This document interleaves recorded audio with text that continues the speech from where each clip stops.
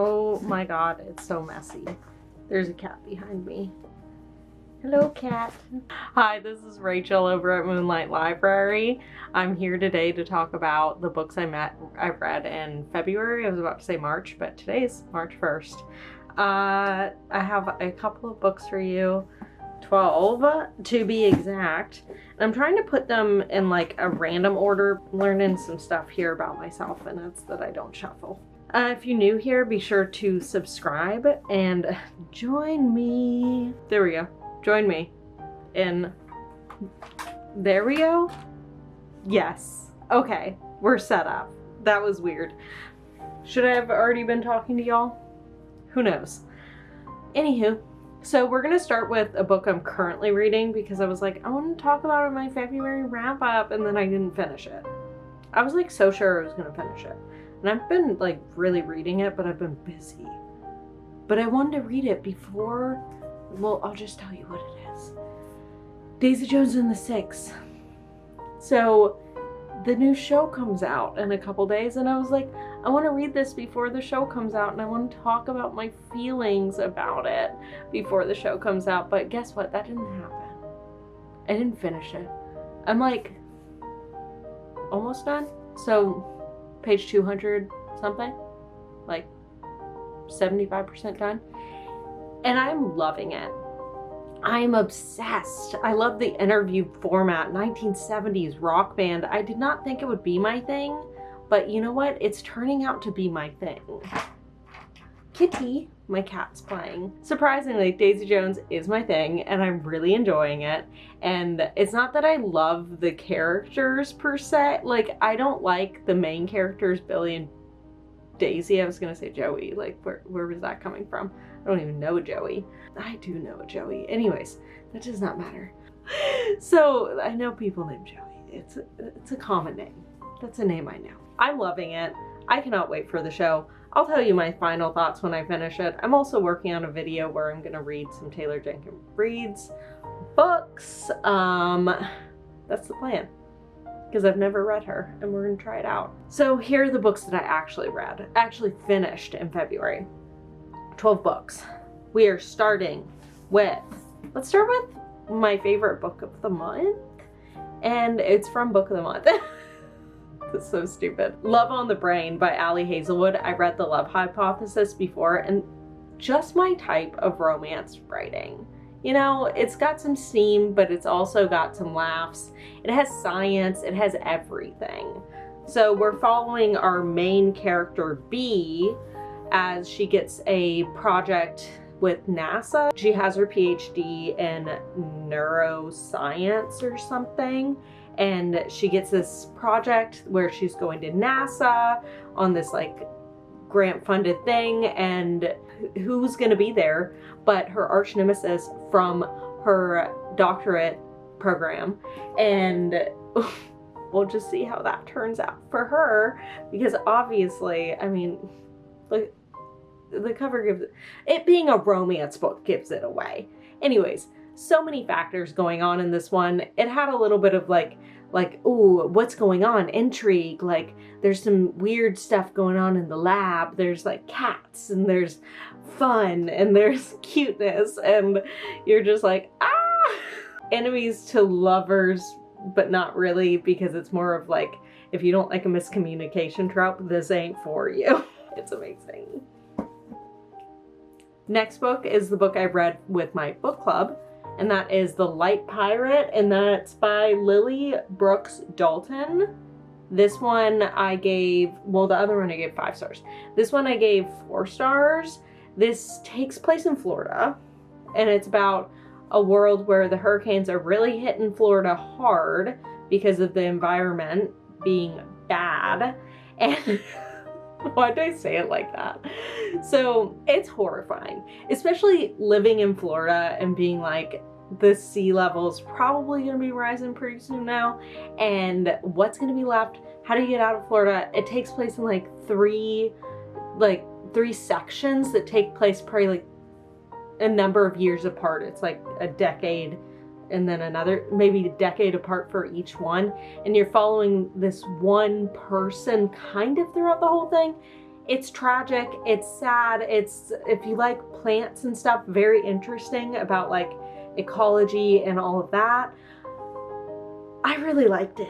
I did. I want to read her other book. Just like the way she wrote, I thought it was entertaining, sad, like I felt connected with the characters, and overall had an enjoyable time reading it. And I like the science elements, you know? It's got a little bit of magic in it too, a little bit of magic, because it's more like, how do people evolve? Next up is another romance, and that's Funny You Should Ask. I gave this 4 stars. Thinking back on it, I'm like, should it be 4 stars? Because, I don't know, I liked it. I liked the characters. It was a celebrity romance where this girl's a reporter. She had reported on this like he was like a big actor at the time. They had like a whirlwind thing happen where she went to do an article on him and ended up spending the entire weekend with him, and everyone talks about it. Everyone's like, what happened between you and blah blah blah. I can't remember his name. Her name's Chani and his name is Gabe. So what happened between you and Gabe Parker? Like, and she's like, I'm a reporter, like, why don't you like the credit of my work? Then she's like having to do it all over again, and this is told from actual like journalists, like articles and stuff. Her article, other people's articles, and it's told from her perspective back then, her perspective now, and like what's going on and what happened before. And I thought it was pretty good. Like, I like the romance. I think it didn't really like go there like some other romances, but it was still pretty enjoyable. So next up, oh my god, this is enormous. Legendborn by Tracy, Deonn. I love this book. I had a lot of fun with this. I've been saying I kind of want to be a fantasy girly, and I was like, let's start out my fantasy girly era. Let's start it out with Legendborn. And this one takes place, we are following, I can never remember a character's name. Gosh darn. Bree. And Bree, so she's a high schooler that's doing this early entrance thing in college, and she ends up getting in with these people that it turns out that they have magic, and it turns out she has magic too. And she didn't know that because it goes through your bloodline, but her mother never told her that. And so we're following Bree, finding out what's going on. It's very like Arthurian legend stuff. It's quite wild. Like, there's a lot that happens in this book, obviously. It's a whole series too. The magic system's a little hard to grasp at first, but I think eventually you do end up understanding it. But it took me a second to be like, what is this? Like, what's going on?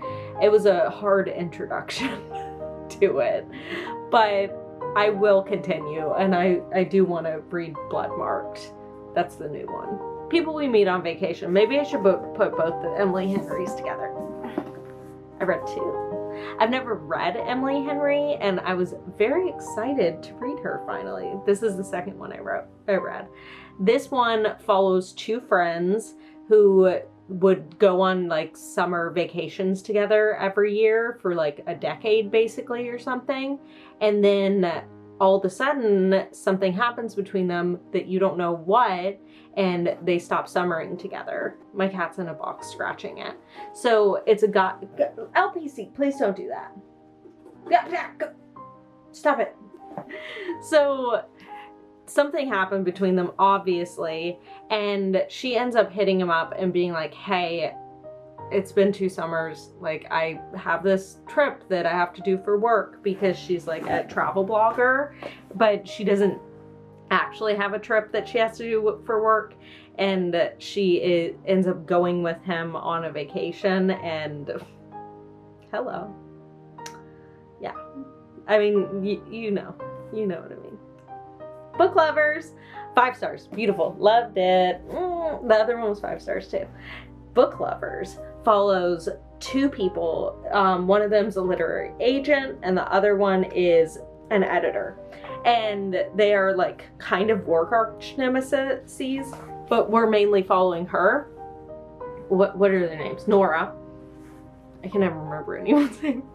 So we're following Nora, and her sister's like going through a lot of stuff. She's like pregnant and stuff, and she wants to go on vacation to this town where this book was like based on or like set in.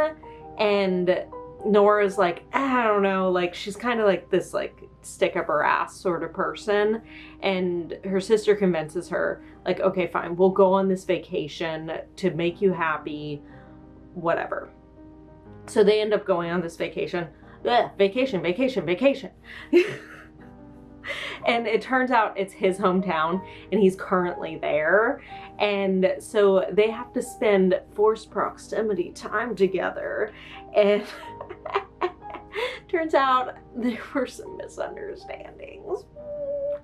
But it's not solely a romance though, and this is what I hear a lot of people have gripe with, is the fact that it does follow a lot to do with Nora, her family life, her sister, and what's going on between the two of them, and what happened in their family in the past, and stuff like that, childhood things that come up. And I like that. I like the fact that it creates more complex characters, more complex storylines. And I want my romance to not just be like, does he like her? Does she like him? Do they like each other? Personal opinions. Next is The Change by Kirsten Miller. This one follows 3 women. They're all like have these special things. They're like middle-aged women, and one of them's like a witch, the other one can see dead people, and the other one has another like special thing about her. And I think it's like a metaphor for menopause, but it is about female power, and we love that. So there's a lot of sexist jerks in this book, and they really put them in their place, and it's beautiful, it's wonderful. It's kind of a mystery, but really it's also like this speculative thing. Like, I wouldn't even classify it primarily as a mystery, but it is a mystery too. But I wouldn't like put it in that genre. I don't know, it's kind of weird. I gave it 4 stars. And I had a lot of fun following these characters and what they were getting up to, and just the power of friendship and being a fucking woman right there. The Bodyguard. This is another romance. This one follows, okay, if only Hannah and Jack Stapleton. So Hannah is a bodyguard. Jack Stapleton needs a bodyguard because he's being like stalked or something. And Hannah ends up being his bodyguard through this company that she works for. And everyone like is like, oh, you can't handle anything. And she's like, I know things and I can hit you, you know? Anyways, they have to spend a lot of time together, and you know, it's got a little action in it. It's got a little intrigue. It's got some romance. It doesn't really go there, you know? Like, this isn't a steamy romance. This is more of a rom-com romance. He's a movie star too. Did I say that? But I gave it 3 stars. I think partially because for some reason something was happening in my brain where every time I was reading about him, I was thinking of Tom Cruise. Did it have to do with his personality? Was that the age described? No. I don't know. It was Tom Cruise the entire time. It was Tom Cruise. I was like, there's Tom Cruise. And I was like, I'm just not feeling this guy because he's Tom Cruise in my head. And I don't know why. So those are my feelings on The Bodyguard. I'm going to hot yoga later. Why am I telling you that? I don't know. And then I did this vlog where I read 3 short books, novellas. I'll say them pretty fast what they're about because that's kind of like they're super short. So Mapping the Interior by Stephen Graham Jones. This is about a little boy whose father had passed away, and this is him seeing his father and in the house that they now live in, and thinking that he can like his father's coming back or something, and trying to figure it out, like whether or not his father's back. I liked it. I think that it was kind of like a slow burn. It was slow to get to the actual meat of it. So I feel like if it's a short novel, I should be able to like power through it. I had a little, like, it wasn't the book that was like pulling me through, you know? So I gave it 4 stars because I thought it was really good. It was just a little slower. And I was not into that for this book specifically. Next up, Fox 8 by George Saunders. Love George Saunders. He's great.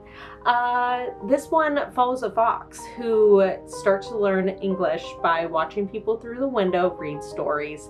And it's about people taking over like forested areas and driving animals out, and the environment and just the absurdity of being human as he watches this other species be humans.